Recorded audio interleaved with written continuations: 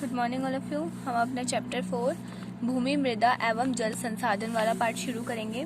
हम इसमें यहाँ तक कर चुके हैं, अब हम आगे करेंगे। भूमि संसाधन, हम इसमें देखेंगे कि भूमि संसाधन क्या होते हैं। भूमि सबसे महत्वपूर्ण प्राकृतिक संसाधन है। भूमि क्या है? सबसे ज़रूरी प्राकृतिक संसाधन है, क्योंकि हम भूमि पर रहते हैं, क्योंकि ये जो लैंड है इस पर हम रहते हैं। भूमि पर ही हम खेती करते हैं, वृक्ष उगाते हैं तथा भूमि पर ही जंगल एवं चारागाह पाए जाते हैं। तो देखिए, भूमि बहुत ही इम्पोर्टेंट प्राकृतिक संसाधन है, क्योंकि हम भूमि पर रहते हैं, भूमि पर ही हम खेती करते हैं, वृक्ष उगाते हैं तथा भूमि पर जंगल एवं चारागाह पाए जाते हैं। पृथ्वी का लगभग 29% भाग ही भूमि है। जो धरती है उसका सिर्फ 29% भाग ही क्या है? भूमि है। भूमि पर ही हम सड़कें एवं रेल मार्ग बनाते हैं। भूमि से ही हम विभिन्न आवश्यकताओं की प्रत्यक्ष अथवा अप्रत्यक्ष रूप से ही पूर्ति होती है। तो आप देखते हैं कि भूमि पे ही जो 29% भूमि है इस पूरे अर्थ पर, उसी पर हम सड़कें और रेल मार्ग वगैरह भी बनाते हैं, और उसी से इसी भूमि से हमारी प्रत्यक्ष यानी कि जो हमें डायरेक्ट लाभ मिलते हैं वो, और अप्रत्यक्ष लाभ मिलते हैं हमें, ठीक है। और प्रत्यक्ष और अप्रत्यक्ष दोनों तरीकों से हमारी जरूरतों की पूर्ति होती है इसी भूमि से। भूमि से ही हम खनिज प्राप्त करते हैं। भूमि ही है जिससे हमें खनिज मिलता है, परंतु भूमि के सभी क्षेत्र समान रूप से उपयोगी नहीं है। पर फिर भी भूमि के जितने भी क्षेत्र हैं सभी क्षेत्र समान रूप से उपयोगी नहीं है। कुछ भूमि आर्थिक क्रियाओं के लिए अधिक उपयोगी है, कुछ जो भूमि है वो आर्थिक क्रियाओं के लिए बहुत ज़रूरी है, तथा कुछ भूमि आर्थिक क्रियाओं के लिए कम उपयोगी है। और जबकि जो कुछ भूमि होती है वो आर्थिक क्रियाओं के लिए इतनी ज़रूरी नहीं है।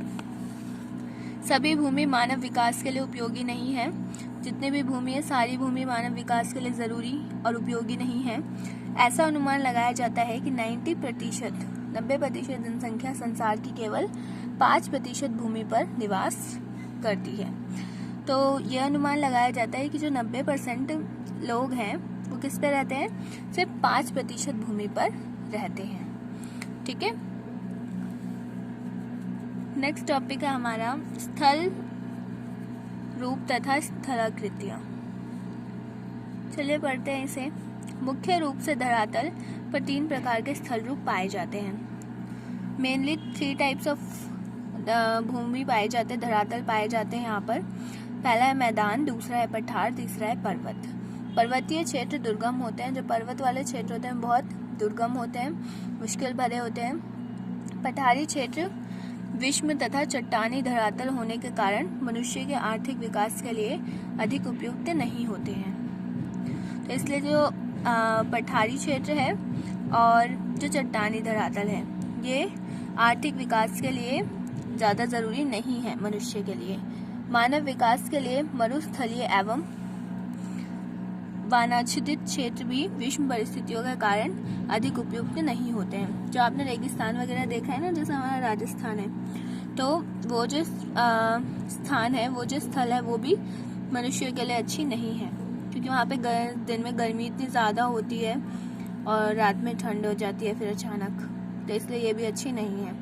पठारी, पर्वतीय, वनाच्छादित और मरुस्थलीय क्षेत्रों में इनके अधिकता के कारण मानव जीवन बहुत सीमित होता है। ऐसे क्षेत्र वनस्पति की कमी, अधिकता एवं कठोर जलवायु के कारण प्राय निर्जन होते हैं। तो जो ऐसे क्षेत्र होते हैं जो मनुष्य के किसी काम के नहीं है उनको हम निर्जन क्षेत्र भी बोलते हैं, ठीक है।